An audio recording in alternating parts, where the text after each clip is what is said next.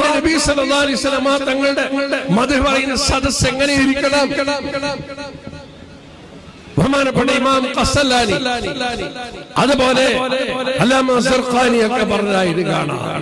അല്ലാഹുവിന്റെ നബി സല്ലല്ലാഹു അലൈഹി വസല്ലം തങ്ങളുടെ മദ്ഹ് പറയുന്ന മജ്ലിസ്, അല്ലാഹു നബിയുടെ ഹദീസ് വായിക്കുന്ന മജ്ലിസ്, അല്ലാഹുവിന്റെ നബി സല്ലല്ലാഹു അലൈഹി വസല്ലം തങ്ങളുടെ സലാത്തിന്റെ മജ്ലിസ്, ആ മജ്ലിസ് എങ്ങനെയാവണം?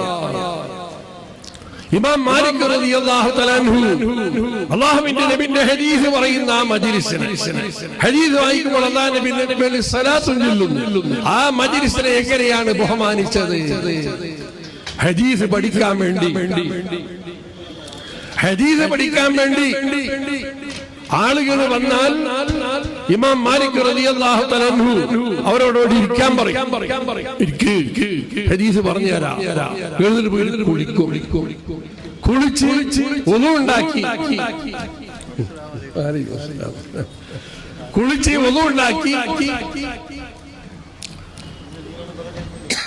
ഡ്രസ് ധരിച്ചു, നല്ല ശുദ്ധിയുള്ള ഡ്രസ്, തലയ്ക്ക് അതിന് വരെ തൈലശാല എല്ലാം ധരിച്ചുകൊണ്ട് മജ്ലിസിൽ പോയി ഒരു വയറുന്ന സ്ഥലത്ത് ഒരു തഖ്തിൽ ഇരിക്കും.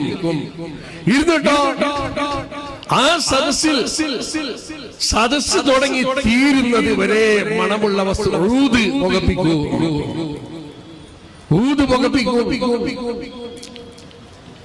ഇമാം മാലിക്കിനോട് ചോദിക്കുന്നു, എന്താണ് ഹദീസ് പറയുമ്പോൾ ഇങ്ങനെ?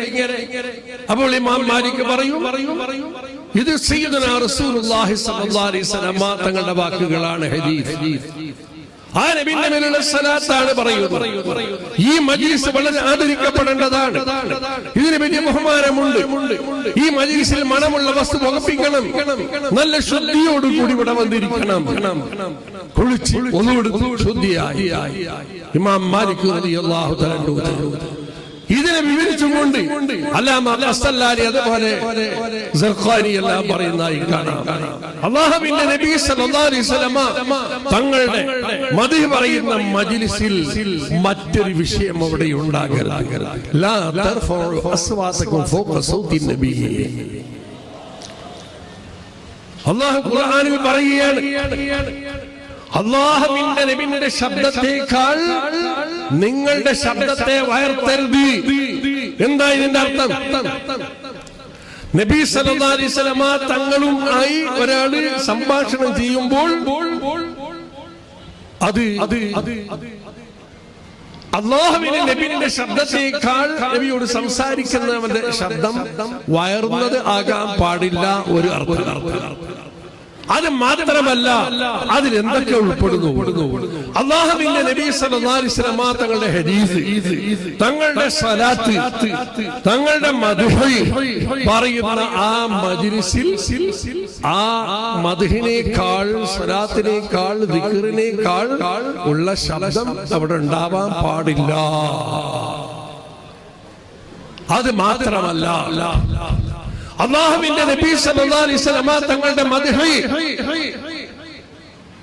അത് പദ്യമായിട്ടോ ഗദ്യമായിട്ടോ പറയുന്ന സമയത്ത് അതിന്റെ ഇടയ്ക്ക് വേറൊരു കാര്യം കടത്തിക്കൂട്ടുക ദുനിയാവിന്റെ. അത് അല്ലാഹുവിന്റെ നബിന്റെ സൂത്തിനേക്കാൾ ശബ്ദം ഉയർത്തൽ ആയി. അല്ലാഹു വിരോധിക്കുന്നതാണ് ലാ തർഫഉ അസ്വാതകും ഫൗക സൗതി നബി വലാ തജ്ഹറു ലഹു ബിൽ ഖൗലി കജഹരി ബഅദി ബഅദ്. അല്ലാഹുവിന്റെ നബിന്റെ സൗത്തിനേക്കാൾ ഹദീസ് അല്ലാഹു നബിന്റെ സൗത്താണ്. അല്ലാഹുവിന്റെ നബിന്റെ മദ്ഹ് അത് അല്ലാഹുവിന്റെ നബിന്റെ സൗത്താണ്. അതിനേക്കാൾ ഉയർന്നത് മറ്റൊന്ന് അവിടെ ഉണ്ടാവാൻ പാടില്ല. ഇങ്ങനെയായിരിക്കണം നമ്മളുടെ മൗലിദിന്റെ മജ്ലിസുകളൊക്കെ. നമ്മളെ വീട്ടിൽ നടക്കുന്ന മൗലിദിന്റെ മജ്ലിസുകളൊക്കെ ഉണ്ടല്ലോ. ഈ മാസം വീട്ടിലാവട്ടെ, പള്ളിയിലാവട്ടെ, എവിടെയാവട്ടെ, മൗലിദിന്റെ കിതാബ് തുറന്നു വെച്ചുകൊണ്ട് അവിടെ മൊബൈല് അമർത്തലും ഇങ്ങനെ അതിൽ വെച്ചു ഇതൊന്നും ആവാൻ പാടില്ല. ആ മജ്ലിസ് കഴിയണം. അല്ലാമ സർഖാനി ഖസ്സലാനിയുടെ ശറഹിൽ പറഞ്ഞായി കാണാം. അല്ലാഹുവിന്റെ നബിയുടെ മദ്ഹ് പറഞ്ഞുകൊണ്ടിരിക്കുമ്പോൾ ആ മജ്ലിസിലേക്ക് ബഹുമാനിക്കപ്പെടേണ്ട ഒരു വ്യക്തി കടന്നു വന്നാൽ അവന് വേണ്ടി എണീച്ചേക്കാൻ പാടില്ല.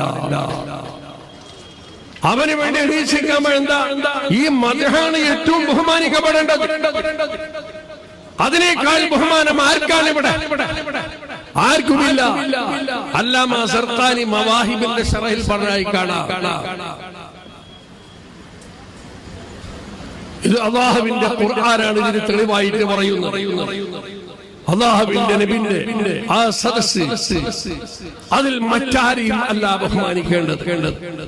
നമ്മുടെ മൗലിദുകൾ അങ്ങനെയാവണം. മൗലിദിന്റെ സദസ്സ് അങ്ങനെയാവണം.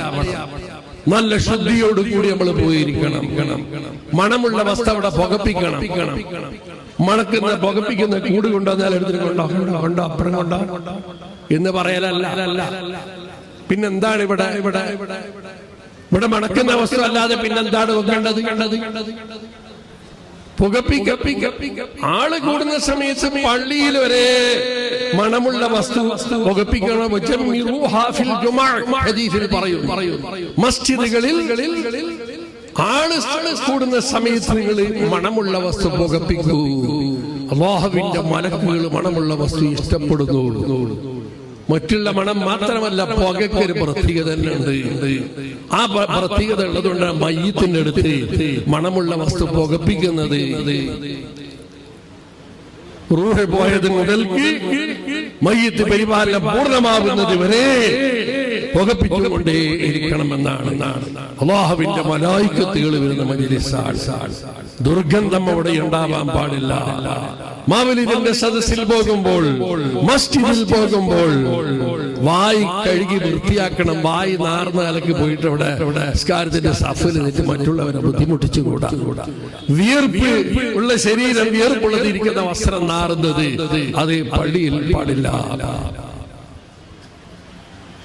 من أكل من هذه الشجرة فلا يقربنا مسجدنا سيدنا رسول الله صلى الله عليه وسلم. ദുർഗന്ധമുള്ള വസ്തു ഉള്ളി പോലെ തിന്നാൽ അവൻ പള്ളിക്ക് വരരുത്. അവർ ഏത് ദുർഗന്ധമുണ്ടെങ്കിലും അവൻ ജമാഅത്ത് നിസ്കാരത്തിന് വരണ്ട. അത് കഴുകി